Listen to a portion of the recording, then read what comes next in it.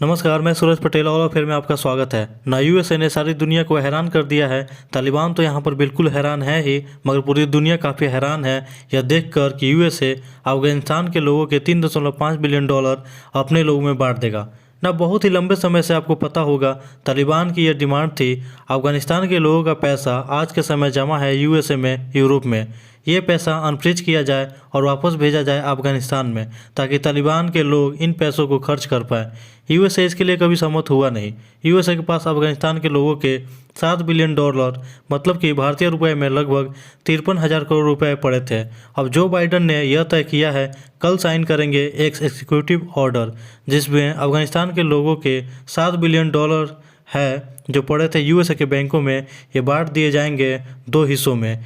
एक जो हिस्सा है ये अमेरिका दे देगा 9/11 आतंकी हमले में शिकार हुए परिवार को। आपको पता होगा कि अमेरिका के हिस्ट्री में सबसे बड़ा आतंकवादी हमला था 9/11, या फिर यूँ कहें पूरे दुनिया के इतिहास में सबसे बड़ा आतंकवादी हमला था। इस आतंकवादी हमले में शिकार हुए जो परिवार थे, इनको यूएसए ऑलरेडी 2011 के आसपास 7 बिलियन डॉलर के लगभग दे चुका है नुकसान भरपाई के रूप में।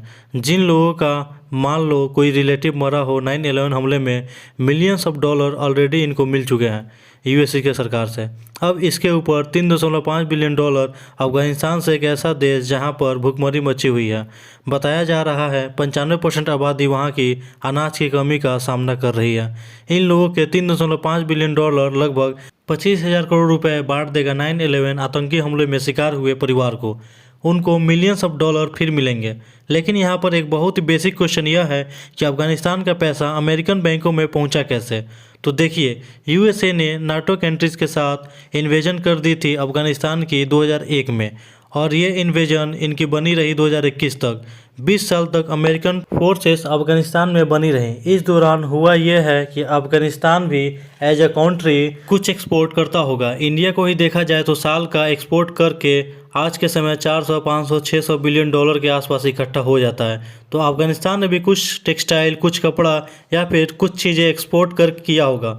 अब उस वक्त अफगानिस्तान में कोई सेफ जगह थी नहीं पैसा रखने की, तो यूएस ने यह डिसाइड किया कि जो इनकी सरकार का पैसा है ये लोग पार्क कर देंगे अमेरिकन और यूरोप की बैंकों में। इन पैसों में और भी पैसे जोड़े गए आर्थिक मदद का जो इनको मिलना था। लेकिन 2021 में तालिबान ज़बरदस्ती पावर में आ गया, तो यूएसए ने ये सारा पैसा है जो अफगानिस्तान के लोगों को बिलोंग करता है उन पर खर्चा जाना चाहिए, इनका हक है इन पैसों पर। यूएसए की सरकार ने तय किया कि आधा पैसा खुद अपने पास ही रख लेंगे, यूएस खुद ही खा जाएगा आधा पैसा। अब दूसरा सवाल यह है कि बाकी और जगह कितना पैसा है अफगानिस्तान के लोगों का। तो बताया जाता है कि 7 बिलियन डॉलर अमेरिका के पास थे, उसके अलावा 2 बिलियन डॉलर हैं यूरोपियन देशों के पास, जिसमें से सबसे बड़ा हिस्सा है जर्मनी के पास। उसके बाद यूएई के पास भी काफ़ी बड़ा हिस्सा है। उसके अलावा स्विट्ज़रलैंड और कतर के पास है। इनके पास कुछ मिलियंस ऑफ डॉलर हैं, लेकिन सबसे बड़ी राशि जो थी वो यूएसए के पास था। अब सवाल यह है कि जो बाइडन ने ऐसा क्यों किया।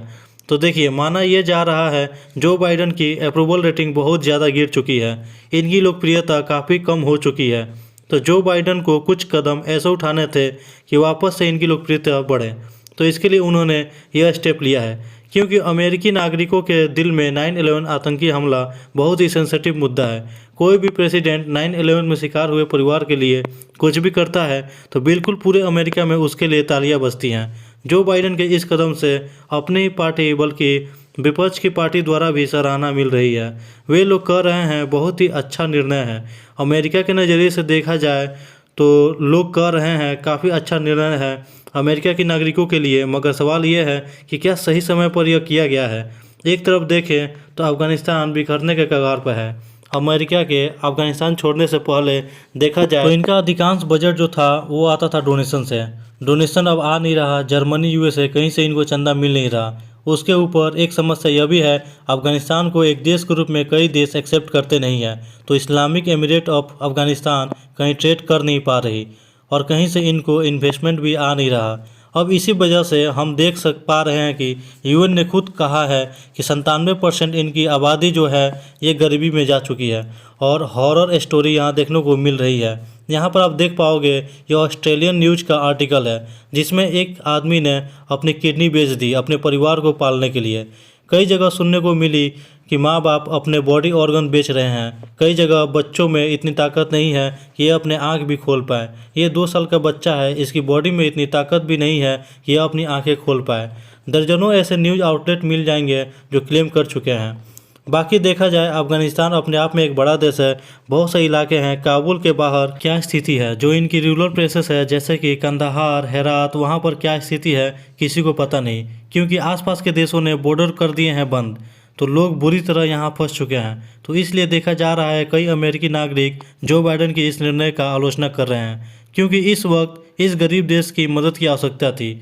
ठीक है, आप ये सारा पैसा तालिबान को मत दो, मगर WHO के जरिए, UN के जरिए यहाँ के लोगों की हेल्प तो कर सकते थे। अब देखिए, US ने तो यह कहा कि $7 बिलियन में $3.5 बिलियन तो ये रखेंगे अपने पास, मगर बाकी के जो $3.5 हैं ये US खर्चेगा अफगानिस्तान में, मगर तालिबान के हाथ में नहीं देगा, क्योंकि US आज भी तालिबान की सरकार को मान्यता नहीं देता।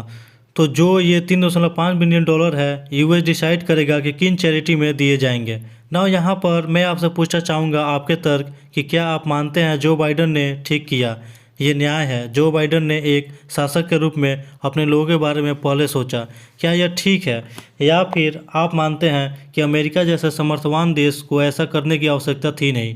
$3.5 बिलियन तो ऐसे ही ये छाप दें, पूरी दुनिया यहाँ पर कुछ कहेगी भी नहीं, इनके डॉलर की वैल्यू भी नहीं गिरेगी। ये पैसे अफगानिस्तान को दे देते तो ठीक रहता। लिखिएगा अपना तर्क कमेंट सेक्शन में। अंत में वीडियो को लाइक करें और चैनल को सब्सक्राइब करें। बेल आइकन को ज़रूर दबाएं ताकि आगे आने वाली वीडियो को आप मिस न कर सकें।